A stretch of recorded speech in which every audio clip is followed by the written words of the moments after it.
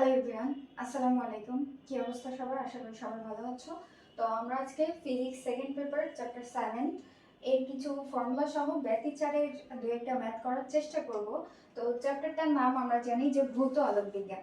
এখানে ভৌত বলতে কি, আমাদের এর আগে দেখবা যে তোমরা যেহেতু এখন 26 আর 27 ব্যাচ পড়বা, সো তোমাদের ফুল সিলেবাস এর আগের যে চ্যাপ্টারটা আছে ছয় অধ্যায়, সেটা আছে জ্যামিতিক আলোক বিজ্ঞান। জ্যামিতিক আলোক বিজ্ঞানে আমাদের কি নিয়ে পড়ানো হয়, সেটা হচ্ছে আলো কত ডিগ্রি কোণে গেলে কোন দিকে যাবে, অর্থাৎ প্রতিফলন, প্রতিসরণ, এই যে জিনিসপত্রগুলো পড়ে আসছে, আমরা জেনে আসছি, এটা হচ্ছে জ্যামিতিক আলোক বিজ্ঞানের মধ্যে পড়ে। আর ভৌত আলোক বিজ্ঞানের মধ্যে হচ্ছে একটা আলো কিভাবে পড়লে অন্য পাশে তার প্রতিক্রিয়াটা কি হবে, বুঝতে পারছো? যেমন ব্যতিচার, তারপরে অপবর্তন, সমবর্তন, এগুলো নিয়ে আমাদের ভৌত আলোক বিজ্ঞানের মধ্যে পড়াশোনা। তো ভৌত আলোক বিজ্ঞানের আমাদের তিনটা ভাগ আছে। একটা ব্যতিচার, আলোক ব্যতিচার, আর অপবর্তন এবং সমবর্তন। এই তিনটা নিয়ে এই চ্যাপ্টারে ভালোভাবে ব্যাখ্যা দেওয়া আছে। তো আমরা অবশ্যই ফার্স্টে ব্যতিচারের যে বেসিক ফর্মুলা দেখব এবং এখান থেকে টুকটাক জানার চেষ্টা করবো আসলে ব্যতিচারটা কিভাবে সৃষ্টি হয়, কোথায় হয়, কাহিনী কি, এটা। তো আমরা এখানে দেখতে পাচ্ছি আমাদের কিছু ফর্মুলা লেখা আছে। এটা চৌম্বক ক্ষেত্র, তড়িৎ ক্ষেত্র, আর সি আলোর বেগ, তারপরে আমাদের মিউ নট, মানে একটার সাথে আরেকটা তুলনা করে কি হয়, এটা আমরা 9-10 পড়ছি, আবার চ্যাপ্টার 6-এও পড়ছি। তারপর তরঙ্গ দৈর্ঘ্যের সাথে এদের পার্থক্য কি। তারপরে এখানে আমাদের দেওয়া আছে যে গঠনমূলক আলোর ক্ষেত্রে বা ব্যতিচারের ক্ষেত্রে আমাদের পথ পার্থক্যটা কেমন হওয়া উচিত। তারপরে দশা পার্থক্য, পথ পার্থক্য, দশা পার্থক্যের মধ্যে সম্পর্ক আমরা শিখবো। তারপরে এখানে দেখব যে পথ পার্থক্য ধ্বংসাত্মক বা অন্ধকার আলোর ক্ষেত্রে কি হয়, উজ্জ্বল লড়ার ক্ষেত্রে আমাদের শর্তটা কি হয়, এগুলা ঠিক আছে। তো তার আগে আমি একটু ব্যতিচার কেমন আসে বা কেমনে কি হয়, এটা একটু হালকা করে ধারণা দেওয়ার চেষ্টা করি। তো ব্যতিচারটা হয় যে, যদি তোমাদের বেসিকটা পড়া থাকে অবশ্যই বুঝে থাকবা, যেহেতু আমি প্রশ্ন সলভ করতেছি। সো আমরা জানি যে দুইটা চির থাকে। চির কেন? খুব হালকা করে ছিদ্র। আর এদের অবস্থানটা কেমন থাকে, বৈশিষ্ট্যটা কেমন থাকে? অবশ্যই এরা সমান দশায় থাকবে। দুইটা চিরই একই দশা সম্পন্ন হইতে হবে এবং এদের মধ্যে যে আলোটা যাবে অবশ্যই তাদের একটা তরঙ্গ দৈর্ঘ্য আছে। তুমি যে আলোয় দাও, তো ওই আলোর তরঙ্গ দৈর্ঘ্যটা যেন সমানভাবে যায়, এমনভাবে এই চির দুইটা তৈরি করা হয়। তো আমরা জানি চির দুইটাকে আইডেন্টিফাই করা হয় S1 এবং S2 দ্বারা, এবং এই S1 আর S2 এর মধ্যে যে দূরত্বটা থাকে এটাকে আমরা A দ্বারা অথবা স্মল লেটারের D দ্বারা চিহ্নিত করি। তো আমি এখানে A দ্বারা চিহ্নিত করতেছি, ঠিক আছে। আর এই দুইটা চির থেকে যখন আলোটা যাবে, তরঙ্গটা যাবে, ঠিক আছে, এভাবে করেই তো যায়, তাই তো। তো এই যে যেখানে যেখানে দুইটা তরঙ্গ উপরিপাতিত হবে, অর্থাৎ একটার উপর একটা ঠিক মিলে যাবে, সেইখান থেকে আমাদের পর্দায়, এখান থেকে একটা পর্দা রাখা হয়, যে পর্দাটা আমরা দেখতে পাবো যে এই আলোটা যাচ্ছে আর এই আলোর অবস্থাটা কি হয়। তো সেই পর্দার ঠিক মাঝখানে, অর্থাৎ যেখানে এই উপরিপাতন হলো, সেখানে আমরা বলি ওটা চরম বিন্দু। চরম বিন্দু, লাইটটা আলোকিত হয়, উজ্জ্বল হয়, অন্ধকার হয় না, ঠিক আছে। তো এই চিরের থেকে পর্দার মধ্যে একটা দূরত্ব আছে না, চির থেকে পর্দার মধ্যে দূরত্ব, এটাকে ডিফাইন করা হয় ক্যাপিটাল ডি দ্বারা, ঠিক আছে। আচ্ছা, তো এই চির থেকে ধরো যে এখানে আমাদের চরম পয়েন্টটা সৃষ্টি হলো, এটাকে যদি আমরা ও দ্বারা আইডেন্টিফাই করি, এটা চরম বিন্দু, যেখানে কিনা কোন আলো সৃষ্টি হচ্ছে, এখানে সৃষ্টি হচ্ছে আমাদের উজ্জ্বল আলো, ঠিক আছে। তাহলে এখানে আমরা দিয়ে দিলাম যে এই যে ডোরাটা এটা উজ্জ্বল আলো। আর যদি এখান থেকে আমাদের পি একটা বিন্দুতে ডোরার সংখ্যা নির্ণয় করতে বলা হয়, তাহলে সেটা হবে কি, ওপি, একটা বিন্দু আছে পি, র্যান্ডম, ঠিক আছে। তো এখান থেকে দেখো আমাদের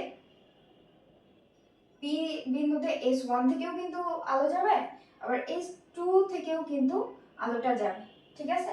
তো এই পি এর সাথে কোণ করে আমাদের এই মধ্যবিন্দু দিয়ে যে একটা কোণ উৎপন্ন হয়, সেটাকে আমরা থিটা দ্বারা আইডেন্টিফাই করি, ঠিক আছে। আবার এই যে পি S1 পি S2, এখান থেকে আমরা যদি S2টা একটু বড় দেখতে পাচ্ছি, S1 পি এর সমান করে কেটে নেই, তাহলে এখানেও কিন্তু একটা কোণ সৃষ্টি হয়, এটাও কিন্তু থিটা কোণ। ঠিক আছে, তো এটা হচ্ছে কৌণিক দূরত্ব। তো আমরা এগুলো সম্পর্কে জানবো। তো চিত্রটা এমন হয় আমাদের দেখতে। আর যে ডোরাগুলো সৃষ্টি হয়, এই ডোরার মাঝখানে কি কি আছে আমরা জানি। ব্যতিচারের ক্ষেত্রে একটা অন্ধকার, একটা উজ্জ্বল, একটা অন্ধকার, এভাবে করে যায়। ঠিক আছে, এই জন্য আমরা এটাকে ডোরা বলি। তো ধরো যে এটা উজ্জ্বল, তাহলে একটা উজ্জ্বল, একটা অন্ধকার, একটা উজ্জ্বল, একটা অন্ধকার, এভাবে করে যাবে। আর এই একটা ডোরার সমান যে প্রস্থটা, যে দূরত্বটা, এটাকে বলা হয় ডোরা প্রস্থ। ডোরা প্রস্থ। ডোরা প্রস্থকে ডেল এক্স দ্বারা অথবা স্মল বি দ্বারাও প্রকাশ করা হয়। ঠিক আছে, আর দুইটা ডোরার মধ্যে ব্যবধান বলতে বোঝায় তুমি এই ডোরার থেকে এই যে দুইটা ডোরার মধ্যবর্তী যে দূরত্ব এটাকে, অথবা তুমি ডোরার ব্যবধান বলতে এই একটা ডোরার মাঝখান থেকে অপর যে একটা ডোরা মাঝখান দিয়ে বাদ দিয়ে তার মধ্যবর্তী, এটাকেও ডোরা ব্যবধান বলা হবে। ডোরা ব্যবধানকে আমরা কি দ্বারা প্রকাশ করে থাকি? ডেল এক্স দ্বারা। ঠিক আছে, ডেল এক্স দ্বারা। একটা ডোরা প্রস্থকে আপাতত বি দ্বারা প্রকাশ করি, ডেল এক্স। ওকে, তো আশা করি এতটুকু সবাই বুঝতে পারছো। সো আমাদের আপাতত বেসিক লেভেলটা এই পর্যন্ত রাখলেও হবে, মানে টুকটাক ম্যাথ করার জন্য। ডোরা প্রস্থ যদি জানতে চাও, ডোরা প্রস্থকে আমরা বি দ্বারা আইডেন্টিফাই করে বিটা দ্বারাও আইডেন্টিফাই করতে পারি। তো ডোরা ব্যবধানের ফর্মুলাটা হচ্ছে আমাদের lambda D by A. Lambda D by A. এখানে ল্যামডাটা হচ্ছে যে আলোটা যাবে তার তরঙ্গ দৈর্ঘ্য, তরঙ্গ দৈর্ঘ্য। ডিটা হচ্ছে পর্দার দূরত্ব, পর্দার দূরত্ব। এবং এটা তো আমরা জানি যে দুইটা চিরের মধ্যবর্তী দূরত্ব। বুঝতে পারছি? ওকে, আর এখানে আমি দেখাই দিই যে দশা পার্থক্য আর পদ পার্থক্যের মধ্যে সম্পর্ক কি আমাদের। যে দশা পার্থক্য যদি দেওয়া থাকে, দশা পার্থক্য, তাহলে দশা পার্থক্য ডেল্টা সমান হবে 2 পাই ল্যামডা ইনটু পথ পার্থক্য। ঠিক আছে, বুঝতে পারছো? আর হচ্ছে এখান থেকে আরেকটা জিনিস, সেটা হচ্ছে বিটা সমান আমরা পাইছি কি ডোরা প্রস্থ। ডোরা প্রস্থ সমান হচ্ছে বিটা, আর আমরা পাইছি ডোরা ব্যবধান। তো দেখো তো ডোরা প্রস্থ কি? ডোরা ব্যবধানের অর্ধেক না? ডোরা ব্যবধান হচ্ছে দুইটা ডোরার মধ্যবর্তী যে দূরত্ব, আর ডোরা প্রস্থটা হচ্ছে একটা ডোরার যে। তাহলে বিটা সমান কি হবে? এই যে জিনিসটা পাইছি আমরা ডোরা ব্যবধান, এটাকে 2 দ্বারা ভাগ করলে আমরা ডোরা প্রস্থটা পেয়ে যাব। তাহলে lambda D by 2a, just 2 দিয়ে ভাগ করে সময় দেখবো আমি, জাস্ট হচ্ছে তোমরা তুলে নিতে পারো একটু পজ করে। সো সেটার জন্য লিখতে পারো, অথবা আমি ছবি এক্সট্রা করে দিয়ে দিব। এখন আমরা সরাসরি ম্যাথে চলে যাই। ওকে, তো আমরা এখানে একটা উদ্দীপক নিয়ে চলে আসছি। এটা অনেক বোর্ডে দেখতে পাবো তোমরা, অনেক বোর্ডে আসছে। ঢাকা বোর্ড 24-এ আছে, ঢাকা বোর্ড 23-22-এ আছে, যশোর বোর্ড আছে, তারপর হচ্ছে রাজশাহী বোর্ড, অনেক বোর্ড মিলাই আসছে এই টাইপের প্রশ্নটা। বুঝতে পারছো? তো দেখো এখানে আমাদের কি দেওয়া আছে। এখানে আমরা দেখতে পাচ্ছি যে ব্যতিচারের দ্বিচির পরীক্ষার একটা চিত্র দেওয়া আছে, যেখানে আমরা দুইটা চির দেখতে পাচ্ছি, S1 S2। আর চির থেকে কেন্দ্রীয় উজ্জ্বল ডোরা ও বিন্দু দেওয়া আছে, আর একটা বিন্দু P দেওয়া আছে। বুঝতে পারছি? এখন আমাদের উদ্দীপকে বলা আছে যে দ্বিচির পরীক্ষাটি সম্পন্ন করতে 2.95 মিলিমিটার ব্যবধানে চিরদ্বয় থেকে 1 মিটার পর্দা স্থাপন করা হলো। 1 মিটার দূরত্বে হবে, এখানে 1 মিটার দূরে লিখে দিলাম। দূরে পর্দা স্থাপন করা হলো। পি বিন্দুতে সৃষ্ট ডোরার ব্যবহৃত তরঙ্গ দৈর্ঘ্য 5900 অ্যাংস্ট্রম এবং পথ পার্থক্য হচ্ছে 2.36 ইন্টু 10⁻6 মিটার। বুঝতে পারছি?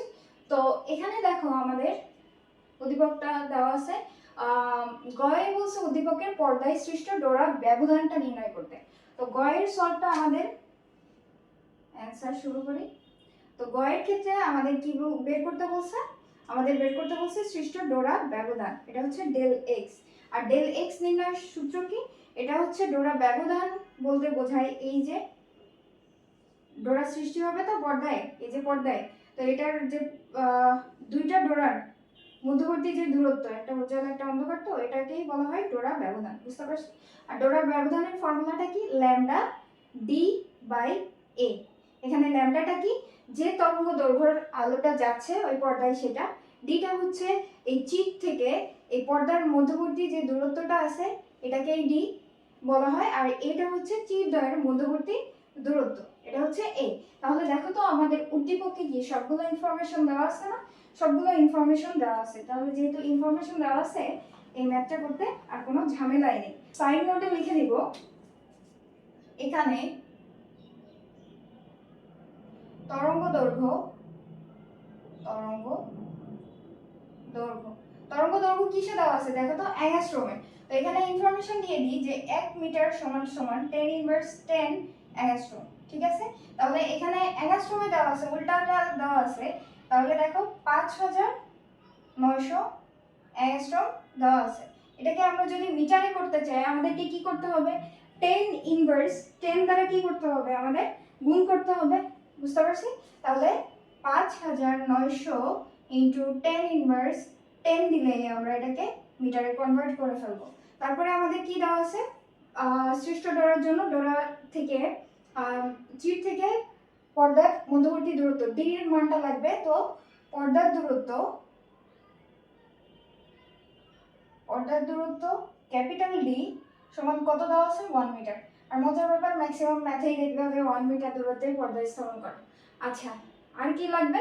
আমাদের ডোরা ব্যবধান, দুটি চিরের মধ্যবর্তী দূরত্বটা লাগবে, সেটা হচ্ছে এ। চির দ্বয়ের মধ্যবর্তী দূরত্ব, চির দ্বয়ের মধ্যবর্তী দূরত্ব এ ইকুয়াল কত দেওয়া আছে? 2.95 মিলিমিটার। এটাকেও মিটারে কনভার্ট করতে হবে। তাহলে 2.95 মিলিমিটার, আমরা জানি 1 মিলিমিটার সমান 10 ইনভার্স কিউব মিটার। তাহলে জাস্ট 10 ইনভার্স কিউব গুণ করে দেব, 2.95 ইনটু 10 ইনভার্স কিউব মিটার হয়ে গেল। এখন জাস্ট এখানে বসাও, বসাইলে মান পেয়ে যাব। তাহলে 5900 into 10 inverse 10 into 1 by 2.95 into 10 inverse cube. এখন ক্যালকুলেশনের পালা। ক্যালকুলেশন করলে এটা আসবে 2 ইন্টু 10 ইনভার্স 4। আর অ্যান্সার কিসে আসবে? আমরা সবগুলোকে কিসে কনভার্ট করছি? মিটার। অ্যান্সার আসবে মিটার। এটাই হচ্ছে আমাদের নির্ণীয় ডোরা ব্যবধান। বুঝতে পারছি? খুবই সোজা ছিল, খুবই ছোট। সো এই ম্যাথগুলো যদি একবার ধরতে পারো, ফর্মুলাগুলো বুঝতে পারো, তাহলে আর কোনো প্যারাই নাই। তাহলে গ আমাদের এখানে সলভ, শেষ। ঘরে দেখি, ঘরে আমাদের বলছে পি বিন্দুতে কি ধরনের ব্যতিচাপ সৃষ্টি হবে। মানে এই যে পি বিন্দু, এখানেও তো পর্দার উপরেই কিন্তু পি বিন্দু, এখানেও তো একটা ডোরা পাবো আমরা, বুঝতে পারছি? সো আমরা যেমন দেখতে পারতেছি যে ওটা আমাদেরকে উল্লেখ করে দেওয়া আছে যে এটা একটা উজ্জ্বল ডোরা, কেন্দ্রীয় উজ্জ্বল ডোরা। তো পি বিন্দু একটা আননোন ডোরা দেখতে পাচ্ছি, আমরা অন্তত জানি না যে এখানে কি উজ্জ্বল হবে না অন্ধকার। তো আমাদের নির্ণয় করতে হবে পি বিন্দুর ডোরাটা কি রূপ, অর্থাৎ এটা কি উজ্জ্বল নাকি অন্ধকার, বা গঠনমূলক নাকি ধ্বংসাত্মক। ওকে, তো পি বিন্দুতে কি ধরনের ব্যতিচার এটা জানতে হলে আমাদেরকে কি চেক করতে হবে? আমাদেরকে দশা পার্থক্য চেক করতে হবে, যে দশা পার্থক্যটা, দশা পার্থক্য কি, যে পাইটা আছে পায়ের জোড় গুণিতক নাকি বিজোড় গুণিতক। যদি জোড় হয় তাহলে এটা হবে উজ্জ্বল অথবা গঠনমূলক, আর যদি বিজোড় হয়, পায়ের দশা পার্থক্য যদি পায়ের বিজোড় গুণিতক হয়, বুঝতে পারছি? বিজোড় গুণিতক, তাহলে সেটা হবে অন্ধকার অথবা ধ্বংসাত্মক। তো চলো আমরা ম্যাথটা শুরু করি।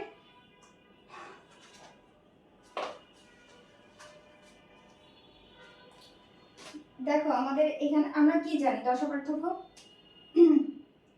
ঘয়ের সলিউশনে লিখব, আমরা জানি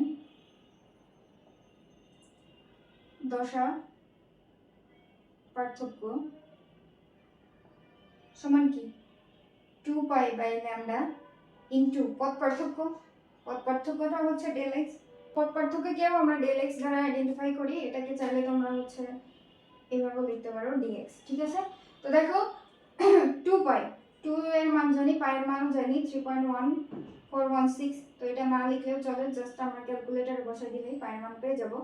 আর পদ পার্থক্যের মান কি আমাদের দেওয়া আছে না কোশ্চেনে, 2.36 ইন্টু 10 ইনভার্স 6, এটা কিন্তু পদ পার্থক্যের মান দেওয়া আছে। তাহলে 2.36 ইন্টু 10 ইনভার্স 6 এটা দেওয়া আছে। আর ল্যামডার মান আমরা হচ্ছে গ থেকে বের করছিলাম, সেটা হচ্ছে 5900 অ্যাংস্ট্রম আছে। এটার সাথে 5900 এর সাথে আমরা যদি 10 ইনভার্স 10 গুণ করে দিই আমরা মিটারে পেয়ে যাব। তো এটা হচ্ছে আমাদের দশা পার্থক্য। আর দশা পার্থক্যে এটা যদি আমরা ক্যালকুলেট করি তাহলে এটা আসবে 8 পাই, পাইটাকে এভাবে রাখতেছি 8 পাই।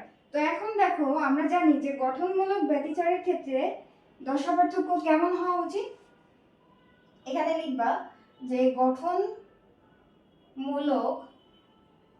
ব্যতিচারের ক্ষেত্রে দশা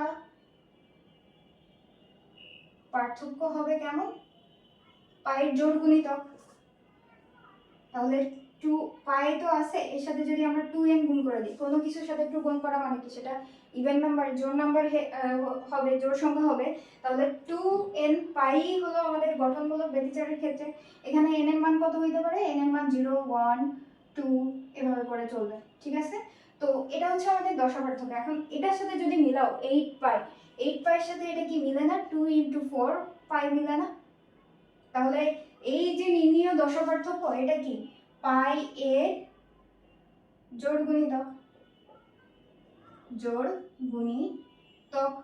অর্থাৎ পি বিন্দুতে সৃষ্ট ব্যতিচার কিরূপ হবে, গঠনমূলক। ব্যতিচার হবে গঠনমূলক। এটাই হচ্ছে আমাদের অ্যান্সার।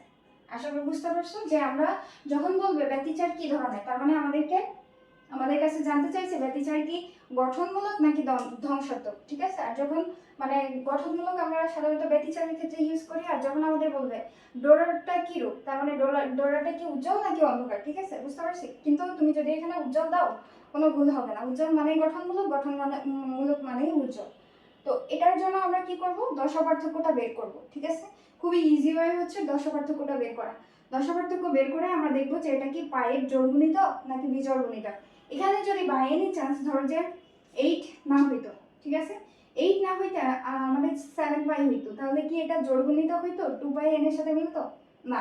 তখন কি হইতো, 2n + 1 এর সাথে মিলতো পাই, তার মানে এটা বিজোড়। 2n এর মানে এখানে কত, 2 × 3 + 1, তাই না, 3 × 6 1। তাহলে দেখো এখানে n এর মান কিন্তু বিজোড়, বা টোটাল মানটা কিন্তু পায়ের বিজোড় গুণিতক, যার ফলে এটা আমাদের হতো ধ্বংসাত্মক। বুঝতে পারছি। সো এটাই ছিল হচ্ছে টোটাল ম্যাথটা। তো নেক্সট দিন আমরা অন্য কোনো টাইপের ম্যাথ করার চেষ্টা করব। আজকে এই পর্যন্তই। এরপর যদি এই ম্যাথটা কারো বুঝতে সমস্যা হয় অবশ্যই কমেন্টে জানাবেন। আসসালামু আলাইকুম, টাটা।